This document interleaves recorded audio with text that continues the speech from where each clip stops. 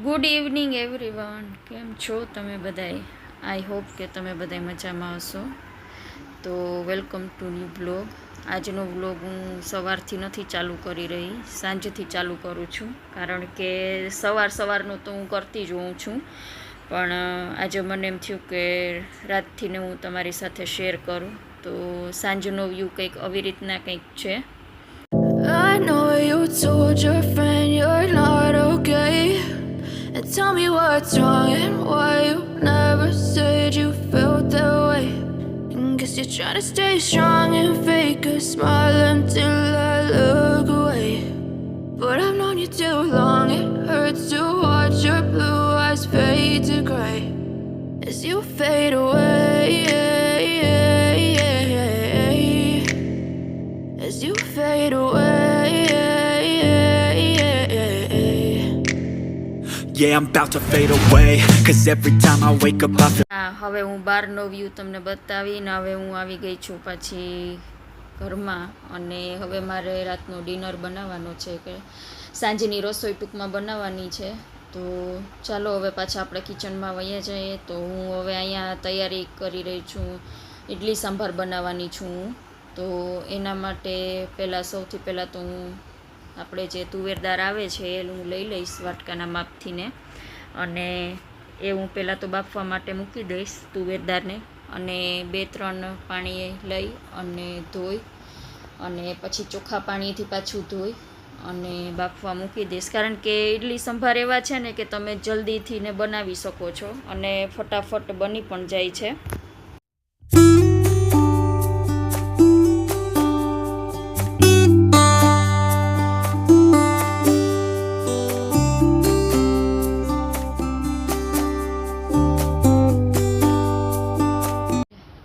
દાળ જે લીધેલી છે એને વોશ કરી લીધી છે, અને ટમેટાં, ઓનિયન, ગાર્લિક, જિંજર જે તમારે એડ કરવું હોય તે આમાં એડ કરી દેવાનું છે. અને આંબલી પણ મેં પલાળી દીધી છે એક વાટકામાં, કારણ કે એમ કહે છે કે આપણે ઉપરથી જે કરીએ છીએ એના કરતાં આપણે આમાં જો એડ કરી દઈએ ને તો આનો સાંભારનો ટેસ્ટ બહુ જ સરસ આવે છે અને જલ્દીથી થઈ પણ જાય છે. તો ચાલો હવે હું આને બાફવા માટે મૂકી દઈશ.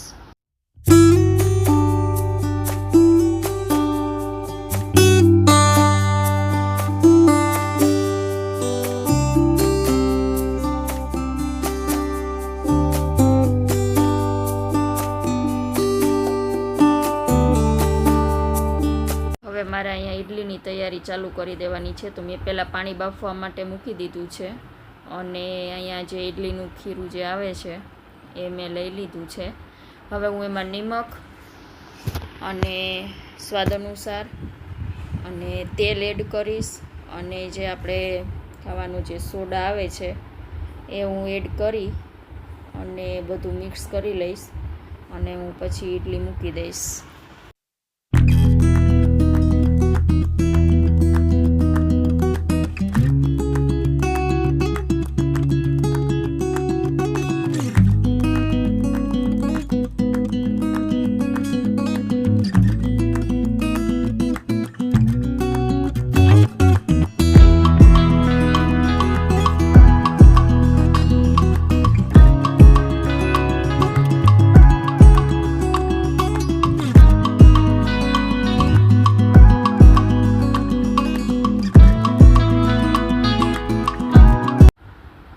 અને અહીંયા મહર્ષિને એકદમ ભૂખ લઈ ગઈ હતી, એટલે એને છે ને પેપર ઢોસો ખાવો હતો, કે મને તું પેપર ઢોસો બનાવી દે. એટલે હું એના માટે પેપર ઢોસો બનાવું છું, કે મમ્મી મને પેપર ઢોસો, મહર્ષિને છે ને પેપર ઢોસો બહુ જ ભાવે છે, અને ચીઝવાળો પણ બહુ જ ભાવે છે મહર્ષિને.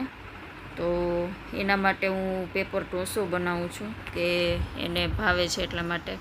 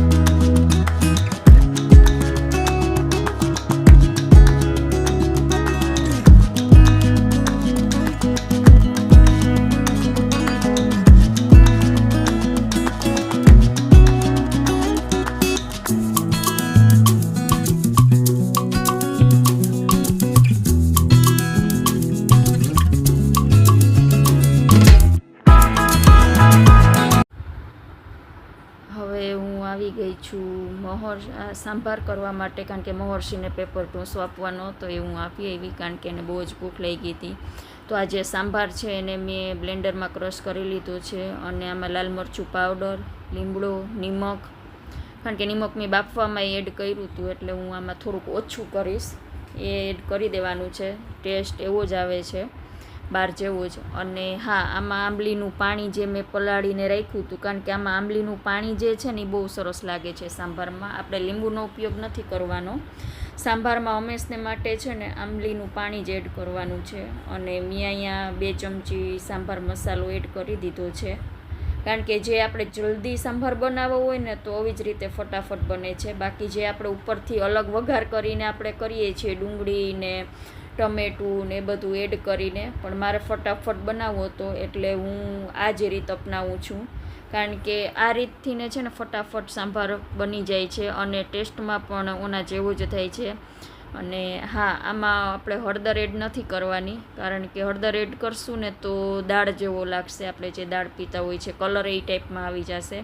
એટલે આપણે આને આવી રીતના રેડ જ રાખવાનું છે, સાંભાર જેવો જ, જે આપણે ઓથેન્ટિક ટેસ્ટ આપણે જોતો હોય તો આવી જ રીતના આપણે બનાવવાનો છે. હવે હું આને ઉકાળવા દઈશ થોડીક વાર માટે, અને ઉકાળવામાં બસ તો હું ફક્ત રાઈ અને હિંગ બેનો જ ઉપયોગ હું કરીશ, જે આપણે મોટી રાઈ આવે છે એનો ઉપયોગ કરી અને હું સાંભાર વઘારી કરી લઈશ.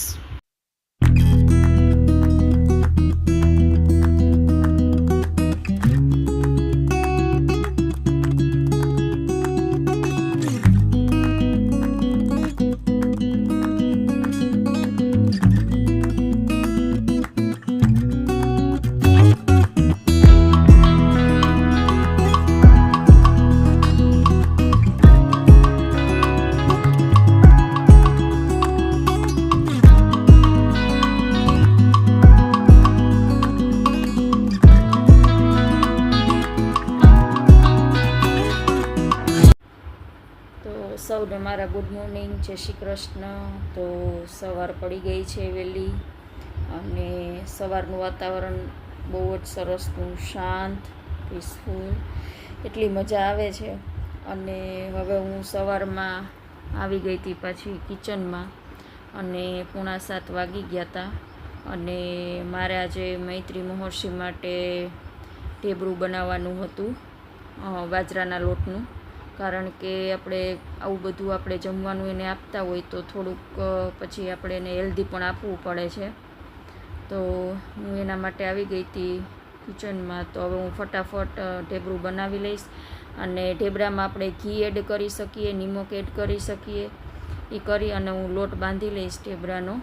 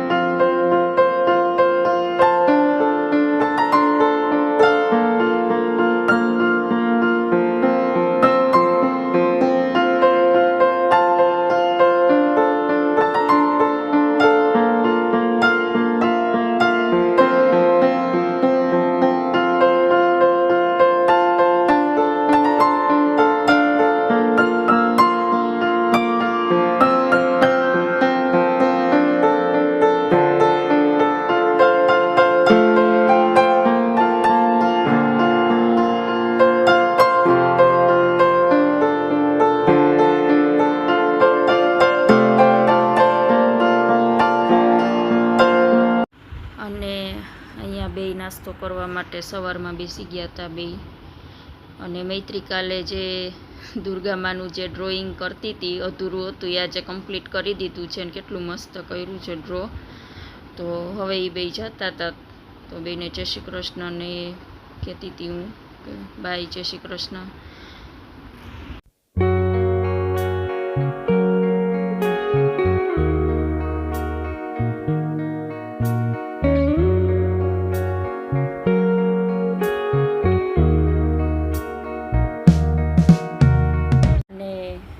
વાગી ગયા હતા 9:15 અને મારે બધું કામ પતી ગયું હતું. સવારનું બધું ટોટલી વાસી કામ પતી ગયું હતું. છોકરાઓ ગયા એટલે હું કામે વળગી ગઈ હતી કે ફટાફટ ઘર ક્લીન થઈ જાય.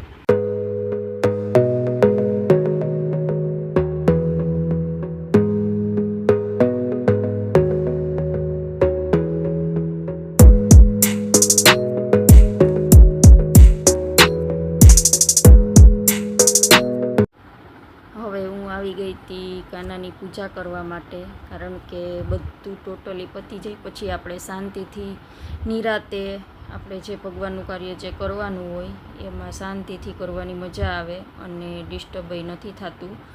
તો હું આવી ગઈ હતી કાનાનું બધું કરવા માટે.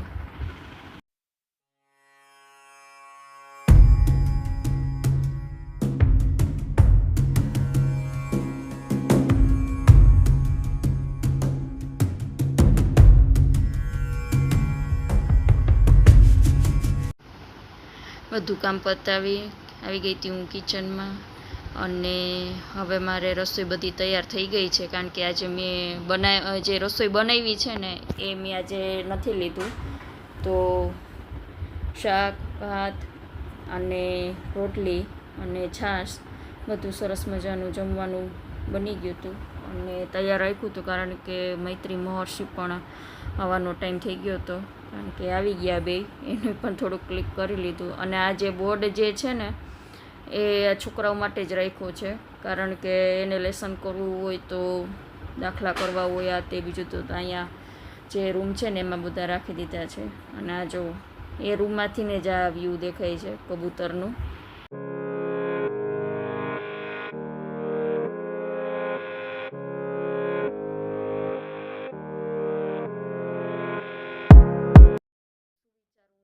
તમને આપીશ કે સફળતા મેળવવા માટે થોડીક અસફળતાનો સામનો કરવો પડે છે, પણ લોંગ ટાઈમે સફળતા જરૂર મળે છે.